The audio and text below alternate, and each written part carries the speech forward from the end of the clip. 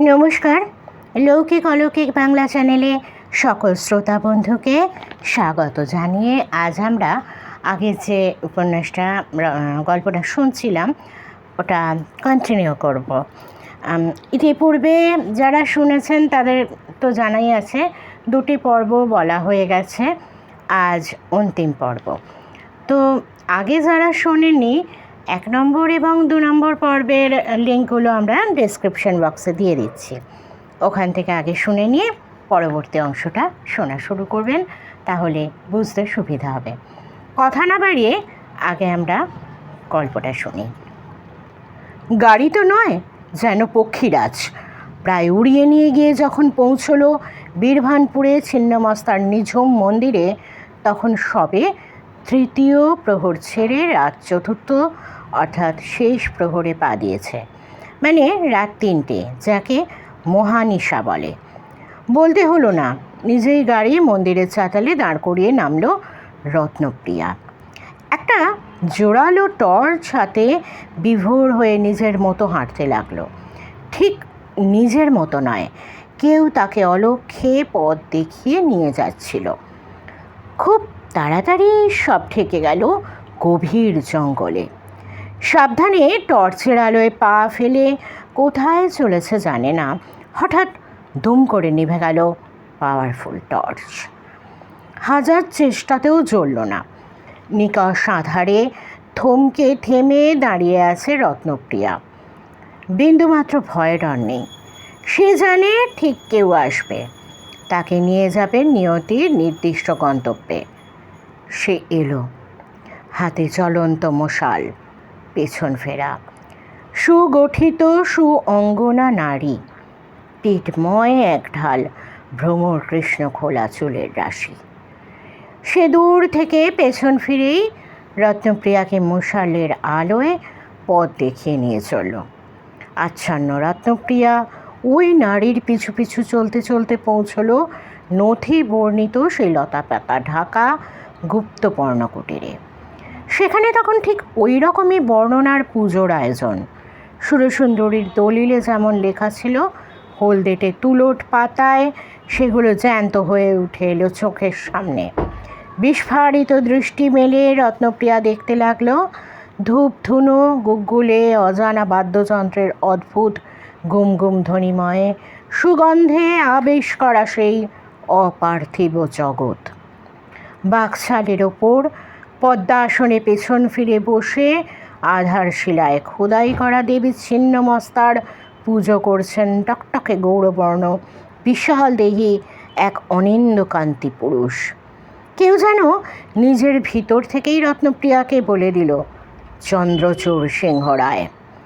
তার পরনে ঘোর লাল রক্তাম্বর, অপূর্ব সুরেলা গম্ভীর কণ্ঠে চলেছে স্তবপাঠ।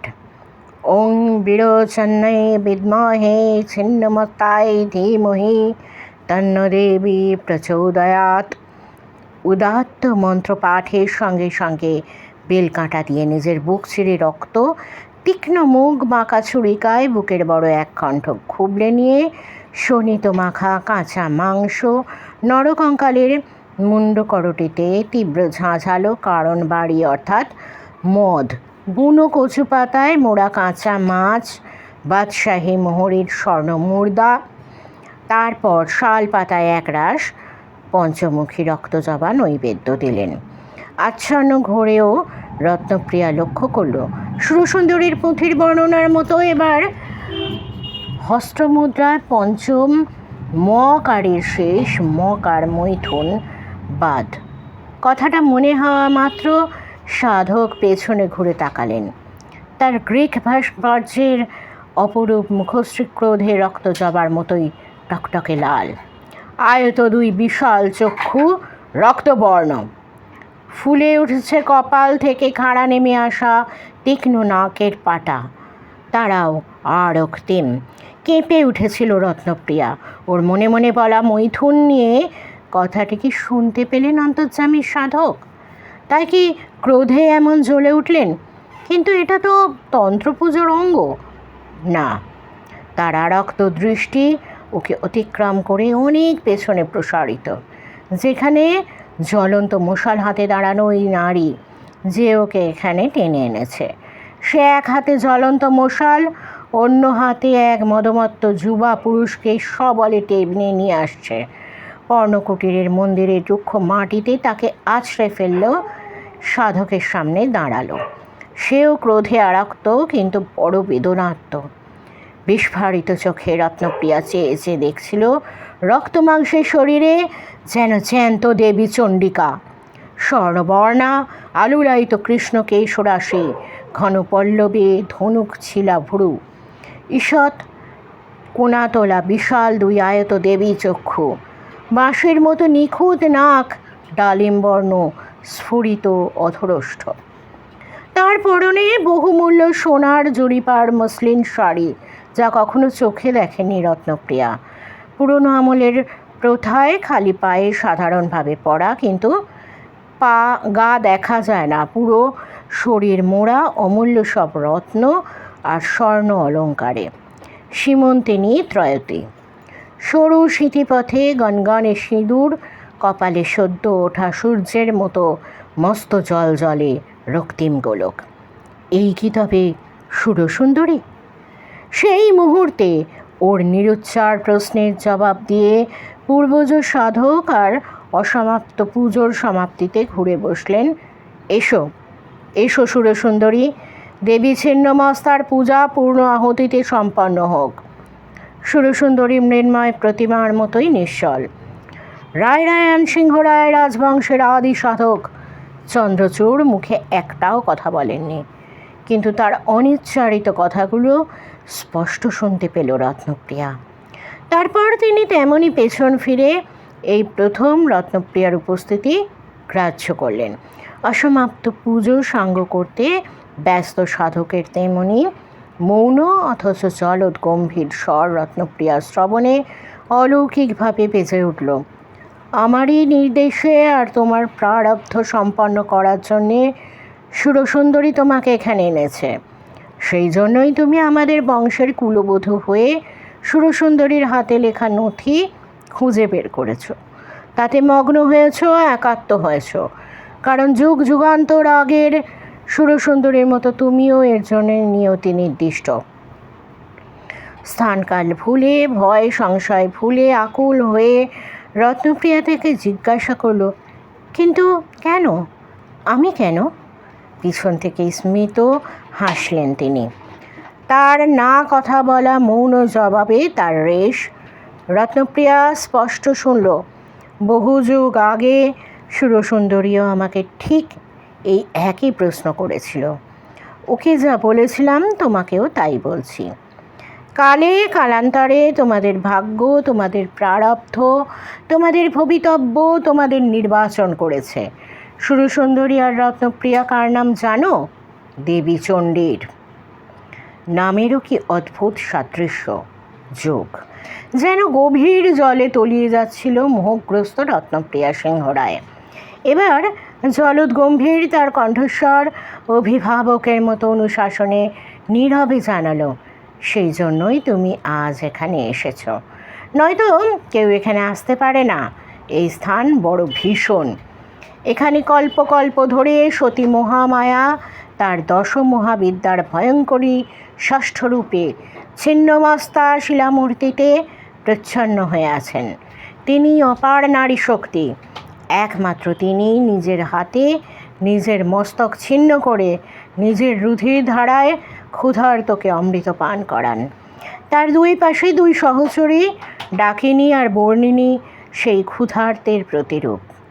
দেবী ছিন্নমস্তা নিজের হাতের তালুতে রাখা নিজের ছিন্ন মাথার মুখ বেদন করে ভয়ালো হায়ে গিলে নেন ত্রিধারায় ফিনিক দিয়ে ওঠা রক্তের মাধ্যম এবং প্রধান শোণিত স্রোত, যা আসলে আত্মজ্ঞান।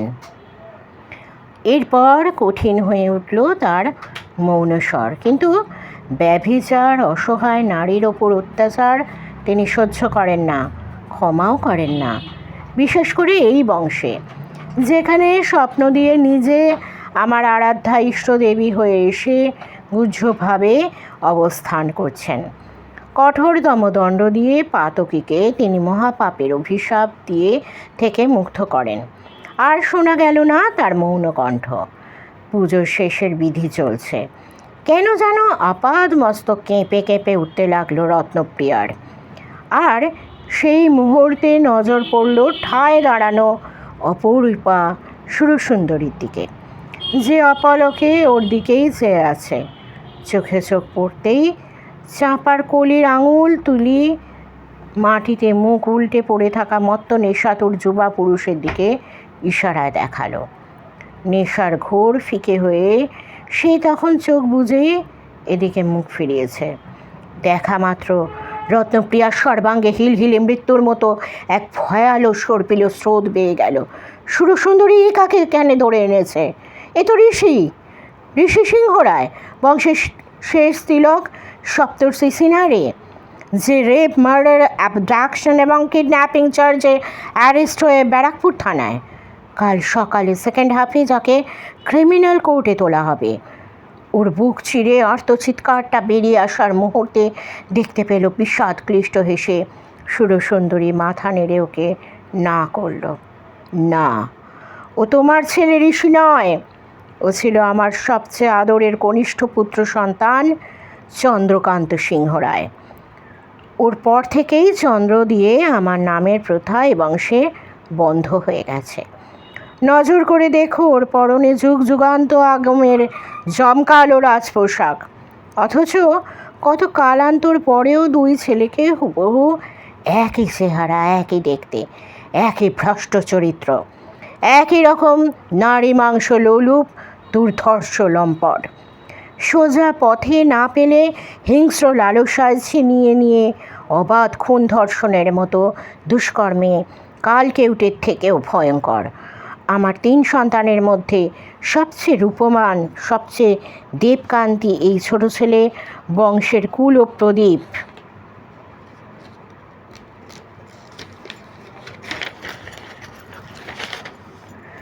না হয়েছিল বংশের ঘৃণ্য কুলাঙ্গার। যুগ যুগ আগে আজকের অমানিসায় দেবীর আবির্ভাবের বীর রাত্রিতেই প্রজাদের ঘর থেকে শততম কুমারী মেয়েকে তুলে নিয়ে ভোগ করতে করতেই মেরে ফেলেছিল। সহ্য করতে করতেই সেবার বিদ্রোহ করেছিল তারা। লাঠি, সরকি, বর্ষা, বর্লম নিয়ে তাড়া করেছিল। এইবার পাপের ঘড়া পূর্ণ হয়েছিল ওর। তারা খেয়ে পালাতে গিয়ে গভীর জঙ্গলে ঢুকে পথ হারিয়ে এই গুচ্ছ কুটুরে এসে আছড়ে পড়েছিল, ঠিক এই রকম নেশাগ্রস্ত মত্ত অবস্থায়। তখন পূর্বজ সাধক চন্দ্রচূড় সিংহ রায়ের দেবীর আবির্ভাব তিথির পুজো চলছে। কে যেন আমাকে ঠেলে তুলে ওই গভীর রাতে প্রাসাদ থেকে বের করে টানতে টানতে এখানে নিয়ে এলো। আর আমি নিজের হাতে ওকে ছিন্নমস্তার পায়ে বিসর্জন দিয়ে মহা পাপের প্রায়শ্চিত্ত করলাম। ঠোঁট নড়ছে না এক ফোঁটাও, একটা কথাও মুখে বলেনি সুরসুন্দরী। অপলক দৃষ্টিতে চেয়ে থেকে মৌন সাধক চন্দ্রচূড়ের মতোই মৌন ভাষায় বলেছে। মোহগ্রস্ত হয়ে শুনতে শুনতে রত্নপ্রিয়া এবার শুনতে পেল ওর উদ্দেশ্যে সুরসুন্দরীর সব থেকে মোক্ষম নিরুচ্চার কথাগুলো। বংশের কুলবধূ হিসেবে মহাপাতক নাশ করে আমার যুগে আমার মতো করে আমি প্রায়শ্চিত্ত করেছি। এবার তোমার পালা, এবং মহাপাতক নাশে এই শেষ অভিশাপ মুক্তি এ বংশের, যেখানে স্বয়ং ষষ্ঠ মহাবিদ্যা দেবী ছিন্নমস্তা ইষ্টদেবী রূপে আজগুচ্ছ হয়ে বিরাজ করছেন। এরপর সুরসুন্দরীর মৌন ইঙ্গিত রত্নপ্রিয়ার কানে মুখর হয়ে চরমভাবে বেজে উঠল। ঋষি, তোমার একমাত্র লম্পট পুত্র সন্তানই পবিত্র রায়রায়ান সিংহরায় বংশের মূল ধারার সমাপ্তি। ভয়াবহ এক আসন্ন ভবিতব্যের সম্ভাবনায় থরথর করে কাঁপছিল রত্নপ্রিয়া। মানে? নেমে এসে বড় ভয়ঙ্করভাবে উত্তর পেল ওর প্রশ্নের। উত্তাল হয়ে উঠল এতক্ষণের শান্ত প্রকৃতি। ধাঁ ধাঁ গোলাপি বিদ্যুতে ফালাফালা করে বিকট শব্দে বাজ পড়ল।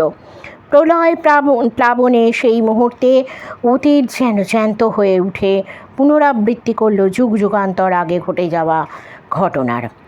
ধূপধুনোয় আচ্ছন্ন হলো মন্দির কুটির। বিচিত্র গুমগুম বাদ্যধ্বনি নিজে থেকেই সজোরে বাজতে লাগলো। অদ্ভুত এক আধার নিয়ে অগুন্তি নক্ষত্রের আকাশ নেমে এলো কুটিরে। তাদের তীব্র জ্যোতির্ময় হিরুক দুটি একযোগে গিয়ে পড়ল দেবী ছিন্নমস্তার আধার শিলায়। সেই সঙ্গে মেঘমন্ত্র জলদ গম্ভীর কণ্ঠে চলেছে সাধক চন্দ্রচূড় সিংহরায়ের উচ্চ থেকে উচ্চতর লয়ে স্তব পাঠ। রুধিরাসিক্তা খড়গহস্তা এলোকেশী ছিন্নমস্তা অতি ভীষণা ঘোরদ্রংষ্টা খণ্ডমুণ্ডা অলঙ্গিনী আপাত শনিত মানমত্তা উগ্রচণ্ডা উন্মাদিনী। আর টলতে টলতে তখন উঠে দাঁড়ালো অনিন্দকান্তি দেবরূপের মত্ত যুবক চন্দ্রকান্ত সিংহরায়। স্থান কাল পাত্র বিস্তৃত হয়ে মদ্যপ ছেলে ধেয়ে গেল শিলামূর্তির দিকে। তৎক্ষণাৎ স্বরূপে প্রকট হলেন দেবী ছিন্নমস্তা। কোটি সূর্যের উজ্জ্বল আলোকে আভাযুক্তা, রক্তজবার মতো ঘোর লাল, সম্পূর্ণ নগ্নিকা, আলোলায়িত কৃষ্ণবর্ণ কেশরাশি, লাল পদ্মের সহস্র দলে বিপরীত রতিতে সঙ্গমরত নারী পুরুষ রতি ও কামদেবের উপর দাঁড়ানো। দ্বিভুজা দেবীর ডান হাতে একটি কর্তৃকা বা বাঁকা একফালা কাটারি, তাই দিয়ে নিজের মস্তক তিনি ছিন্ন করলেন। সঙ্গে সঙ্গে ফিনকি দিয়ে উঠল ত্রিধারায় তীব্র রুধির স্রোত। প্রধান অর্থাৎ মধ্যধারাটি তার বাঁ হাতের তালুর ওপর রাখা নরকোটির পাত্রে ছিন্ন মস্তকের হাঁ মুখে পড়ছে, আর পরম তৃপ্তিতে তিনি তা পান করছেন। অপর দুটি ধারা গিয়ে পড়ছে তার দুই উলঙ্গনী সহচরী ডাকিনী ও বর্ণিনীর মুখে। আকণ্ঠ তৃষ্ণায় তারাও শুষে নিচ্ছে দেবীর ছিন্ন কণ্ঠ নির্গত রক্তস্রোত। দেবী ষোড়শী সদা নবযৌবনা, তার পশ্চাতে দাঁড়িয়ে তার ভৈরব ভীষণ দর্শন স্কন্ধকাটা ধর কবন্ধ রুদ্রকাল। পশ্চাৎপটে জেগে উঠেছে মহাশ্মশান। অকুত ভয়ে তার সামনে হাত পাতল সুরসুন্দরী। ঈষৎ হেসে উঠল দেবী ছিন্নমস্তার কর্তৃত মুখ। সঙ্গে সঙ্গে তার বাঁ হাতের কাটারি উড়ে গেল সুরসুন্দরীর কাছে। শক্ত মুঠিতে ধরে বাঁকা ছুরির ফলা সজোরে বসিয়ে দিল ছেলের গলায়। মুহূর্তে মুন্ডু থেকে বিচ্ছিন্ন হয়ে মাটিতে পড়ল চন্দ্রকান্তের ধর। বার কয়েক ধরফড়িয়ে নিথর হয়ে গেল। জ্ঞান হারিয়ে লুটিয়ে পড়ল রত্নপ্রিয়া সিংহরায়। তার মধ্যেও শেষ মুহূর্ত অবধি শুনতে পেল মেঘমন্দ্র জলদ গম্ভীর স্বরে অপূর্ব সুরেলা কণ্ঠে ক্ষীণ থেকে ক্ষীণতর হতে থাকা নৈবেদ্য সাঙ্গ করা শেষ স্তবপাঠ। ওং নম বজ্রবৈর চানিয়ে প্রচণ্ড চণ্ডিকায় নম। ওং নম বজ্রবৈর চানিয়ে দেবী ছিন্নমস্তায় নম। ধূম ঝড়ে প্রায় অচেতন রত্নপ্রিয়াকে গ্যারেজে তার হুন্ডাই i20 গাড়ির ড্রাইভিং সিট থেকে তুলে এনে ঘরে শুইয়ে দেওয়া হলো। ডাক্তার চিন্তিত মুখে বলে গেল, প্রেশার অত্যন্ত হাই, জ্বরটাও এসেছে সদ্য পাওয়া এত বড় শক থেকে। টোটাল বেড রেস্ট আর নার্ভ ট্র্যাঙ্কুইল রাখা খুবই দরকার। প্রেসক্রিপশন হাতে নিয়ে ধৈর্যটি শেখর ভাবছিল কাল অত রাতে কোথায় যাচ্ছিল তার ধীর স্ত্রী। ভাগ্যিস যেতে পারেনি, কি হলে ঠিকমতো চাবি ঢুকিয়ে স্টার্টও দিয়ে উঠতে পারেনি, তার আগেই বেহুশ হয়ে গেছে। কিন্তু গাড়ি তো কাদা জলে মাখা, অথচ এখানে এক ফোঁটাও বৃষ্টি হয়নি। ঠিক তখনই ঘোর লাগা দৃষ্টিতে তার দিকে চোখ খুলে তাকালো রত্নপ্রিয়া। ধৈর্যটি শেখর তাড়াতাড়ি কাছে এসে মাথায় হাত বুলিয়ে দিয়ে বলল, তুমি ঘুমো, যত পারো রেস্ট নাও। তোমাকে ঋষির ব্যাপারে এখন কিচ্ছু ভাবতে হবে না, যা করার আমি করছি। রত্নপ্রিয়া কাঁপা হাতে স্বামীর মুখ চাপা দিয়ে দিল। অদ্ভুত শান্ত আর স্থির গলায় বলে উঠল, না, তুমি কিচ্ছু করবে না, কোনো উকিলও দেবে না ওর জন্যে। ওই পাপের প্রায়শ্চিত্ত ওকে করতে হবে। স্তব্ধ হয়ে ধৈর্যটি শেখর সিনহা রায় ভাবল, নিশ্চয়ই জ্বরের ঘোরে প্রলাপ বকছে। কেটে গেল দীর্ঘ 7টা বছর। জাস্টিস ধৈর্যটি শেখর সিনহা রায়ের আর হাইকোর্টের চিফ জাস্টিস হওয়া হয়নি, কিন্তু ছেলেকে বাঁচাতে শেষ পর্যন্ত নিজের সর্বশক্তি ও ক্ষমতার ব্যবহার করে গেছে। জাস্টিস হওয়ার আগেও নিজের ক্ষুরধার মস্তিষ্কের 1 নম্বর ক্রিমিনাল লয়ার ছিল। সব কিছুর জোরে এই কেস ফার্স্ট ট্র্যাক কোর্টে টেনে নিয়ে সুপ্রিম কোর্ট পর্যন্ত যুদ্ধ করে 7 বছর বাদে চূড়ান্ত রায় বের করে এনেছে। ওই রায়ে কেবল 14 বছরের জেল হয়েছে ঋষির, তাও আমৃত্যু যাবজ্জীবন নয় বা লাইফার নয়। আর ব্যবহার ভালো থাকলে, বিশেষ করে জজ সাহেব বাবার কলকাঠি নাড়ার ফলে, আরও আগে ছাড়া পেয়ে যাবে। কলকাতা হাইকোর্টের শেষ হিয়ারিংয়ে রত্নপ্রিয়া নিজের ইচ্ছেয় সাক্ষী দিয়েছিল। যতই হোক, মায়ের আবেদনের একটা শাশ্বত শক্তি আছে। সেই মাতৃত্বের শক্তিতেই রত্নপ্রিয়া ছেলের বিরুদ্ধে সাক্ষ্য দিয়ে তার চরম শাস্তি প্রাণদণ্ডের দাবি করেছিল। স্তম্ভিত হয়ে গিয়েছিল পুরো কোর্টরুম। স্ত্রীকে পই পই করে পাখি পড়া পড়িয়ে শিখিয়ে আনা দুর্যোটি শেখর নিজের কানকে বিশ্বাস করতে পারেনি। আকুল আশা নিয়ে মায়ের দিকে তাকিয়ে থাকা রিক সপ্তর্ষি সিনহারে। তার হিংস্র চিৎকারে কোর্ট কেঁপে উঠেছিল। ডর্টি বিচ, ডাইনি! ডাইনি শব্দটা সেই থেকে অহরহ কানে বেজেছে বংশের শেষ কুলবধূ রত্নপ্রিয়া সিংহ রায়ের। হিসেব করেছে যদি 14 বছর পূর্ণ মেয়াদ খেটেও ছাড়া পায়, তাহলে রিকের বয়স হবে 46। আরও দুর্ধর্ষ, আরও দুর্দান্ত হয়ে ফিরবে। কিন্তু তার অনুমান অভ্রান্ত করে আর ধৈর্যটি শেখরের প্রচুর কাঠখড় পোড়ানোর ফলে 10 বছরেই মেয়াদ শেষ হলো। রিকের তখন 42। সেই সাক্ষী দেওয়ার দিন থেকে এতগুলো বছর ধরে স্বামী স্ত্রীর মধ্যে কোনো কথা নেই, কোনো সম্পর্ক নেই। একই ছাদের নিচে দুটো আলাদা মানুষ আলাদা ঘরে বাস করে। এতকাল পর রিকের ছাড়া পাওয়ার আগের রাতে স্বামীর ঘরে গেল রত্নপ্রিয়া। জিজ্ঞেস করলো, তুমি কালকে ছেলেকে আনতে যাচ্ছ নিশ্চয়ই? ভুরু কুঁচকে উঠল ধৈর্যটি শেখরের। জবাব দেওয়ার প্রয়োজন মনে করলো না, কিন্তু তার বডি ল্যাঙ্গুয়েজে স্পষ্ট ফুটে উঠল নিঃসংশয় জবাব। চুপচাপ একটু দাঁড়িয়ে থেকে চলে এলো রত্নপ্রিয়া। নিজের ঘরে এসে দরজা বন্ধ করে সুরসুন্দরীর নথি বের করলো। শেষ কটা পাতা। আমার কাজ শেষ। আমি কেবল পুত্র হন্তাই নই, স্বামী হন্তাও। অমন রূপবান সবচেয়ে আদরের সন্তান চন্দ্রক্রান্তের ওই মৃতদেহ দেখে তৎক্ষণাৎ মাথার শিরা ছিঁড়ে মৃত্যু হয়েছিল তার পিতা রায়রায়ণ চন্দ্র সিংহ রায়ের। আমি জানতাম এটা ঘটবে, কারণ সবিস্তারে তার কারণ লিখে রেখে এরপর চিরকালের মতো হারিয়ে গিয়েছিল সুরসুন্দরী। মন স্থির করে শেষ চেষ্টায় কারণ এর প্রতিটি শব্দ অনুসরণ করে দেবী ছিন্নমস্তা আবাহনের সর্বোত্তম সময় মধ্যরাতে তার ধ্যানে বসল রত্নপ্রিয়া। সুরসুন্দরীর নথির নির্দেশ মতো নিজেকে সম্পূর্ণ নগ্ন করে নাভিকুণ্ডলিতে টকটকে লাল সূর্যগোলক কল্পনা করে একটি যোনি ত্রিভুজ আঁকল ডান হাতের মধ্যমা দিয়ে। তন্ত্রশাক্ত প্রমোদ গ্রন্থমতে দেবী ছিন্নমস্তা ওই যোনি ত্রিভুজে রক্ত লাল সূর্যগোলকে নেমে এসে বিমূর্ত রূপে অবস্থান করেন। এই আবাহন পুজো শুধুমাত্র গৃহস্থ বীরাচারী পুরুষের জন্যে। স্ত্রীলোক, বিশেষত স্বামী সপুত্রক গৃহী মহিলাদের জন্য এই পূজা নিষিদ্ধ। তা সত্ত্বেও বিশেষ কোনো মনস্কামনায় গৃহস্থ পুত্রবতী এয়তী নারী যদি এইভাবে বীরাচারে মন্ত্রের দ্বারা দেবীর আবাহন করে, তাহলে তার মনোবাঞ্ছা পূরণ হবে, কিন্তু স্বামী ও পুত্রকে চিরকালের মতো ভয়ঙ্করভাবে হারিয়ে ডাকিনীর সমতুল্য রূপে গণ্য হবে। কিন্তু সর্বশেষে আত্মাহুতি দিয়ে দেবী ছিন্নমস্তার পরম প্রিয় যোগিনী হয়ে উঠবে। সব জেনেই সুরসুন্দরী যেমন এই পুজো করেছিল, শত শত যুগ পরে নিয়তি নির্দিষ্ট রত্নপ্রিয়াও তাই করল। তার একটাই প্রার্থনা, সুরসুন্দরী নিজের হাতে যে প্রায়শ্চিত্ত করে বংশের অভিশাপ মুক্ত করেছিল, আমি 10 বছরের চেষ্টাতেও তা পারলাম না। তোমার পায়ে আমি নিজেকে আহুতি দিলাম মা, তুমি যেভাবে হোক এর বিহিত করো।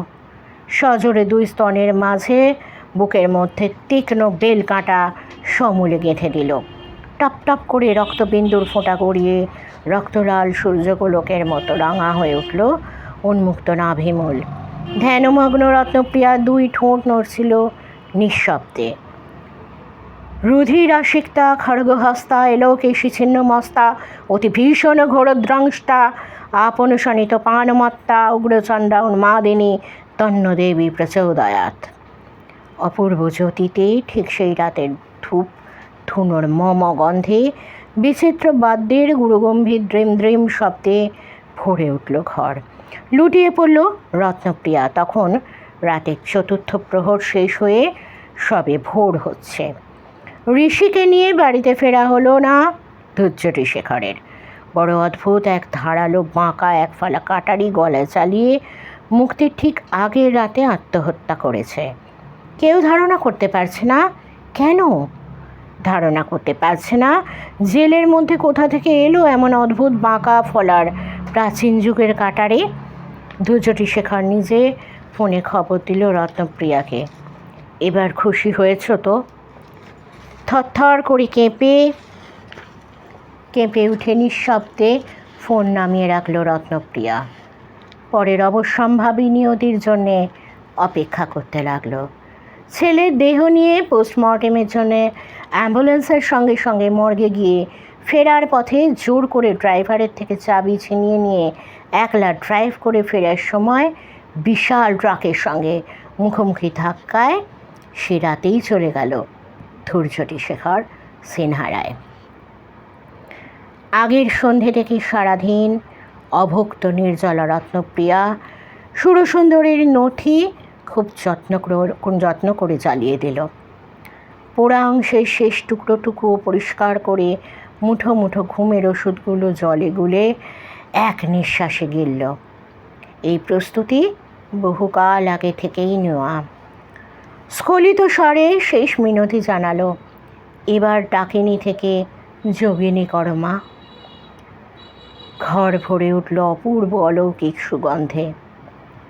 দ্রিমি দ্রিমি বাদ্যের বিচিত্র ধ্বনিতে সাধক চন্দ্রচূড় সিংহ রায়ের মেঘমন্ত্র কণ্ঠের মন্ত্র পাঠে, অপরূপা সুরসুন্দরীর স্নেহসিক্ত হাসিতে শিলামূর্তি থেকে প্রকট হাওয়াদে বিচ্ছিন্ন মস্তার কোটি কোটি সূর্যের উজ্জ্বল রক্তিম স্বর্ণাভ জ্যোতিতে বহুদিন পর বড় নিশ্চিন্তে, বড় আরামে আর পরম শান্তিতে ঘুমিয়ে পড়ল রত্নপ্রিয়া সিংহ রায়।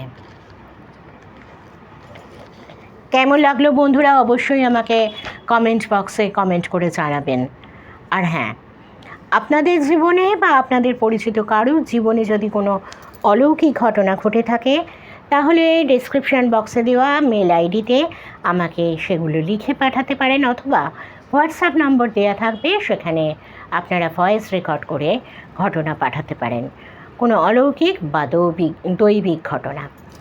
আজকে এখানেই সমাপ্ত হলো পূর্বের 2 পর্বে বিভক্ত যে গল্পটি আমরা শুনছিলাম। ডেসক্রিপশন বক্সে আমি 2টো লিঙ্কই দিয়ে দেবো, কারণ 1 নম্বর আর 2 নম্বর লিঙ্কটা না পড়লে বা না শুনলে এই শেষ পর্বটা আপনারা বুঝতে পারবেন না। আর অবশ্যই ভালো লাগলে লাইক দিতে ভুলবেন না। আপনাদের একটা ছোট্ট লাইক কিন্তু আমাকে উৎসাহ দেয় বারবার। আর কমেন্ট বক্সে কমেন্ট তো জানাবেনই, চ্যানেলটাকে কিন্তু সাবস্ক্রাইব করতে ভুলবেন না। সত্যি ঘটনা, ভৌতিক গল্প, সত্যি ভৌতিক উপন্যাস বা অলৌকিক দৈবিক নানা রকম ঘটনা কিন্তু আমরা একই চ্যানেলে পেয়ে যাচ্ছি, লৌকিক অলৌকিক বাংলা। অল বাটনটা প্রেস করে নোটিফিকেশান অন করে রাখবেন। সমস্ত গল্প বা সমস্ত ঘটনা আপনাদের কাছে সবার আগে পৌঁছে যাবে।